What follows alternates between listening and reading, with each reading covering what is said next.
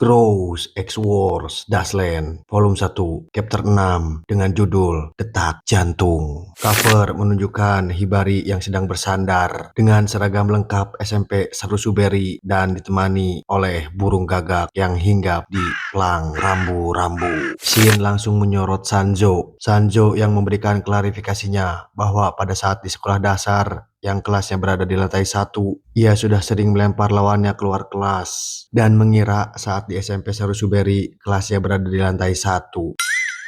Dari POV Hibari sebagai narator pun berkata, entah Sanjo jujur atau berbohong. Kabar Furuichi yang dilempar dari lantai 3 itu pun selamat karena jatuh ke pohon yang rantingnya rimbun. Hanya saja siku kanannya sedikit memar, benar-benar beruntung. Tetapi ada satu masalah.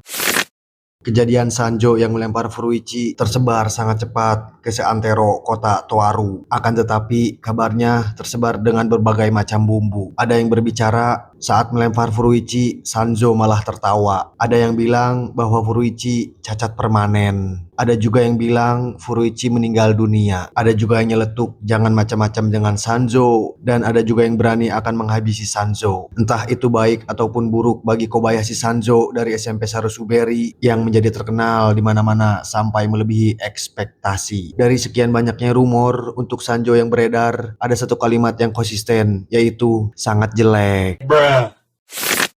Shin berpindah ke kelas 1 ruangan 3. Ada karakter baru yang nama samarannya adalah Pinky. Terlihat Toto dan Tama yang sedang berbicara pada Pinky. Toto berbicara bahwa dirinya sangat jarang bertemu dengannya walaupun satu kelas. Tama pun memberikan nasihatnya pada Pinky untuk sering masuk sekolah. Pinky yang agak risih pun menjawab bahwa mereka berdua sangat berisik dan menjelaskan bahwa dirinya banyak urusan. Pinky pun bertanya pada Toto dan Tama ada perlu apa menghampirinya. Padahal sudah tak ada lagi urusan antara anak-anak perumahan Hashimoto dan kompleknya. Nama asli Pinky adalah Ichinomiya Kyoto. Dia tinggal di apartemen White Park yang berada di distrik Yugao yang sama dengan komplek Hashimoto. Anak-anak berandalan di sana menyebut kelompok Pinky dengan sebutan Pinky the Killers dan dialah ketuanya. Karena kondisi yang kurang enjoy, Toto dan Tama mengajak Pinky untuk mengobrol di toilet. Di perjalanan ke toilet, Tama pun basa-basi dengan bilang bahwa dirinya bertemu dengan ibu Pinky di supermarket. Sesampainya di toilet, Toto bercerita bahwa Furuichi yang dilempar oleh Sanjo dari lantai 3 mempunyai sahabat yang cukup kuat yang bernama Nakagami. Dan dia tidak akan tinggal diam. Dan Toto pun menyimpulkan bahwa dalam waktu dekat akan ada bentrokan antara kelas 1 dan kelas 2. Toto yang penasaran pun bertanya pada Pinky akan berpihak kemana. Seketika suasana menjadi hening. Lalu Pinky pun menjawab dengan tegas bahwa dirinya adalah kelas 1. Bukan kelas 2. Pinky meneruskan perkataannya dengan berkata, tapi biarpun begitu, sambil mengerutkan wajahnya. Tiba-tiba Pinky dengan kesal menendang pintu toilet sambil berkata bahwa dirinya tidak mungkin berpihak pada Sanjo yang tolol itu. Karena dirinya sejak di umur 6 tahun, 9 tahun, dan 12 tahun, Sanjo si bangsat itu selalu membuatnya babak belur. Tama dengan sumringah berkata bahwa itu tiap 3 tahun sekali. Apa ada alasan khusus? Pinky pun menjawab bahwa dia pun tidak tahu kenapa Sanjo selalu begitu kepadanya. Toto yang pernah merasakan dilempar Sanjo pun berkata bahwa dirinya sudah paham dengan bagaimana rasanya. Dengan serius Tama berkata pada Pinky bahwa si idiot Sanjo dan teman-temannya itu mengira akan bisa mengatasi anak-anak kelas 2. Biarpun Sanjo monster, kalau begitu caranya mereka akan habis babak belur. Toto mempertegas perkataan Tama bahwa kalau pasukan Hashimoto dan Pinky the Killers bergabung, itu akan punya peluang menang.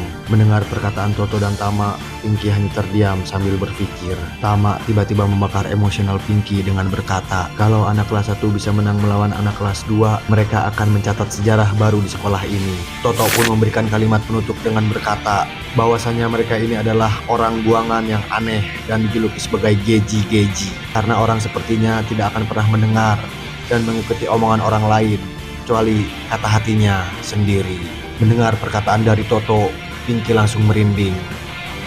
Hibari dan kawan-kawan tidak mengetahui bahwa Toto dan Tama merencanakan hal ini. Sesuai perkataan dari Toto, anak kelas 2 ternyata tidak tinggal diam. Hari itu, hari yang diselimuti hujan yang sangat deras. Hibari, Sanjo, Tsuneki, dan Benny dipanggil ke gedung olahraga. Di tengah hujan deras, mereka berempat berjalan menuju gedung olahraga. Sesampainya di gedung olahraga,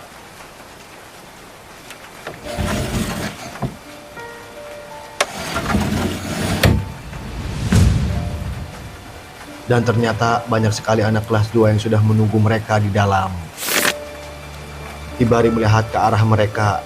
Di situ ada Nakagami Toshiki, sahabatnya Furuichi. Dengan kondisi badan yang penuh luka, Furuichi pun hadir. Dengan wajah songong, Matsuki pun hadir. Dan dengan wajah yang serius, dalam hatinya Hibari berkata bahwa ada 14 orang yang lainnya, dan dengan total 17 orang. Benny bergumam bahwasanya bila ada Doko di sini sambil memegang pedang kayu, Tsuneki pun langsung membayangkannya. Dengan gagah berani, Sanzo berkata di depan para senpai. Sangat ramai sekali penyambutannya, hingga membuatnya menjadi sungkan. Sambil berjalan, Matsuki berkata bahwa mereka masih saja songong seperti biasanya. Sambil meledek Matsuki, Sanjo berkata bahwa ada suara kunyah-kunyah itu lagi di sini, dan meledeknya lagi bahwa Matsuki memiliki aura karakter kroco ampas yang sangat langka. Tiba-tiba semuanya bergerak ke dua arah, ada yang ke kanan dan ada yang ke kiri. Mereka berempat pun dikurung dan dikelilingi dari berbagai arah. Hibari bersiap dengan kuda-kudanya dan mensyukuri nikmatnya masuk SMP Sarusuberi. Tsuneki yang ingin sekali langsung menghajar mereka dengan memasang wajah bengis. Benny berkata, ini adalah waktunya untuk menunjukkan kekuatannya.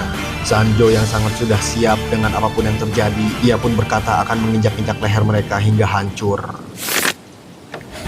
Dan tiba-tiba pintu gedung olahraga pun terbuka. Semua orang pun melihat ke arah pintu tersebut. Tiba-tiba Toto, Tama, Pinky, dan pasukannya memasuki gedung olahraga. Melihat hal itu, Hibari sumringah dan memanggil Toto dan Tama. Melihat Pinky yang datang, Sanjo melambaikan tangannya kepada Pinky. Melihat Sanjo yang melambaikan tangan kepadanya, Pinky langsung menyuruhnya untuk tidak berisik. Tiba-tiba Toto berteriak pada Nakagami dan bertanya apakah ini cara main SMP Sarusuberi, dan menyebutnya ini sungguh payah. Melihat dan mendengar perkataan Toto, Matsuki pun marah. Dengan kondisinya, Furuichi hanya bisa berkata, sial. Berbeda dengan dua temannya, Nakagami hanya bisa terdiam.